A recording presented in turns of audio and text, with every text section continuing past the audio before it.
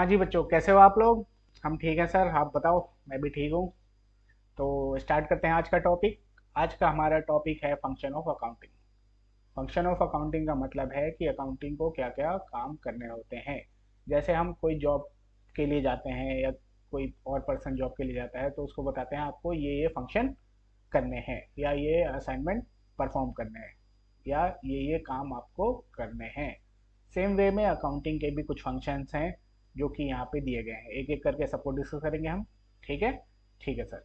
जो सबसे पहला मेंटेनिंग सिस्टमेटिक अकाउंटिंग रिकॉर्ड। इसमें क्या है, अभी तक हम जो डिस्कस करते आ रहे हैं कि इसका जो प्राइमरी फंक्शन है, जो भी हमारे रिकॉर्ड्स हैं जो भी हमारे रिकॉर्ड्स हैं जो भी ट्रांजैक्शंस हैं, इवेंट्स हैं जिसमें मनी इन्वॉल्व है, बिजनेस से रिलेटेड, उनको सिस्टमेटिक ढंग से रिकॉर्ड करता है। ठीक है जी। ठीक है सर। दूसरा है preparation of financial statement and final account. इसमें क्या इंक्लूड होता है हम अभी आगे डिस्कस करेंगे।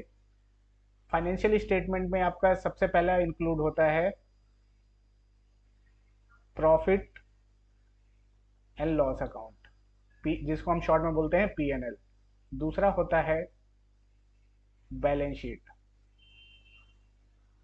सब डिस्कस करेंगे अभी, बस आप सुनते जाइए। और थर्ड होता है आपका एक और कैश फ्लो। इसके अलावा भी चीज़ें होती हैं बट हमें इन्हीं तीनों पे फोकस करना है।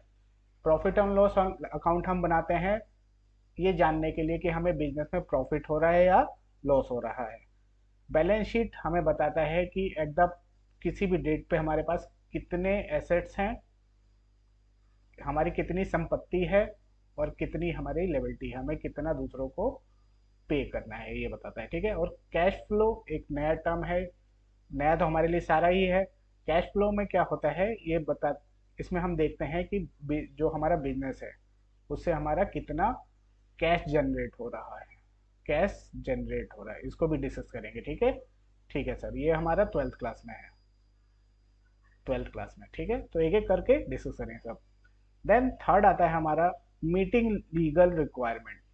मीटिंग लीगल रिक्वायरमेंट इसमें क्या आएगा जी। इसमें जैसे कि बहुत सारे लॉ हैं, जैसे कि इनकम टैक्स एक्ट। नाम सुना है आपने कभी? पता नहीं सर क्या इनकम टैक्स। अपने पेरेंट्स से पूछना। पापा मम्मी अगर वर्किंग है तो उनसे पूछना इनकम टैक्स GST के बारे में कि क्या होता है। मैं आपको ओवरव्यू एक दे देता हूँ।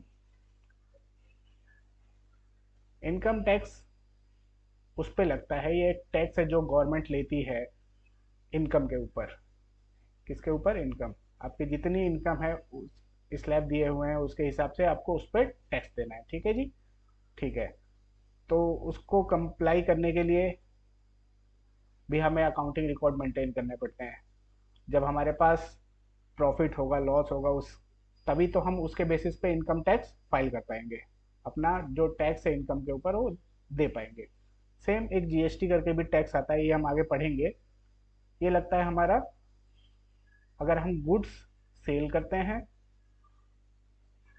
या सर्विसेज प्रोवाइड करते हैं, किसी को सर्विसेज देते हैं किसी को। इसके भी जो कंडीशंस है आगे हम डिस्कस करेंगे। ठीक है। आप रेस्टोरेंट में तो हम सभी जाते हैं खाने के लिए, जो आपको बिल मिलेगा आपने कभी देखा है उसके ऊपर? उसमें आपका जो बिल होगा,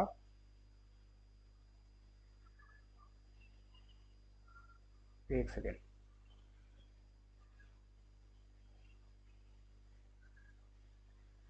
जो हमारा बिल होता है रेस्टोरेंट में, आप अगर नहीं भी देखा है तो अब जाना तो आप देखना एक बार। क्या देखना है सर? जो बिल होगा, खाने का जो बिल होगा, अगर जो हम डोमिनोज जाते हैं, पिज़्ज़ा जाते हैं, मैकडी जाते हैं, बर्गर किंग जाते हैं अगर, तो उस पर लिखा रहेगा कि खाने का जो जितने हमारे आइटम होंगे, मान लीजिए 100 रुपये का है, प्लस एक टैक्स लगा होता है उस पर GST। एक CGST करके होगा, एक SGST करके होगा। 2.5%।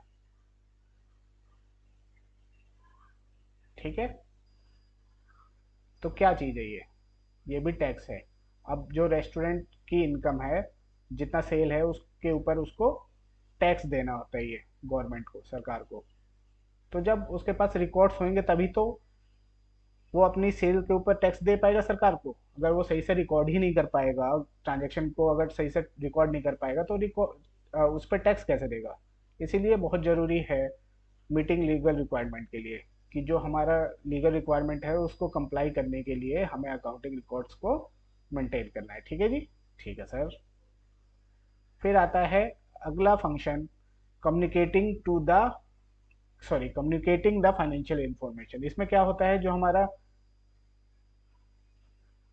जो हमारा इंफॉर्मेशन है, जो हमने ये बनाया, फाइनल अकाउंट बनाया, ये सब हम क्या करते हैं, कम्युनिकेट करते हैं इसके यूजर्स के साथ।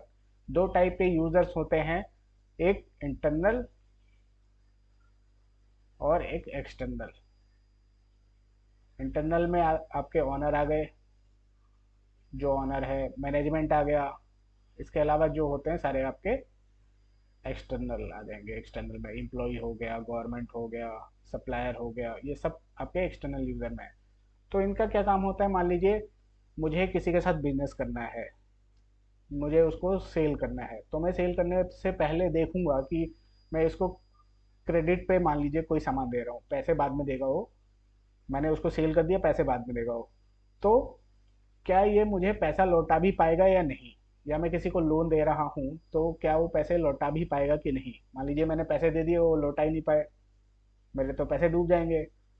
तो फाइनेंशियल स्टेटमेंट्स का क्या रोल होता है, मैं उन उसकी बैलेंस शीट, पीएनएल देखूंगा पिछले 4-5 साल के, कि क्या इसका प्रॉफिट है, बैलेंस शीट में एसेट सही हैं। तो उसके हिसाब से मैं देखूंगा कि हाँ, इसके पास इनफ एसेट्स हैं, तो ये मेरे पैसे वापस कर सकता है, तो मैं उसको, उसके साथ बिजनेस करूंगा। ठीक है। तो यहाँ पे मुझे डिसीजन मेकिंग में ये हेल्प करता है। किस लिए करता है, डिसीजन मेकिंग में। ठीक है। ठीक है सर। उसके बाद हमारा आता है असिस्टेंस टू मैनेजमेंट। जैसे इनको, इन यूजर्स को हेल्प करता है, वैसे ही जो मैनेजमेंट है, जिनको बिजनेस को एक्सपेंड करना है, जो उसके मैनेजमेंट है, उसको बिजनेस से रिलेटेड डिसीजन लेने पड़ते हैं। बिजनेस से रिलेटेड डिसीजन लेने पड़ते हैं। कंपटीशन हो गया, प्रोडक्ट को हमें एक्सपेंड करना है,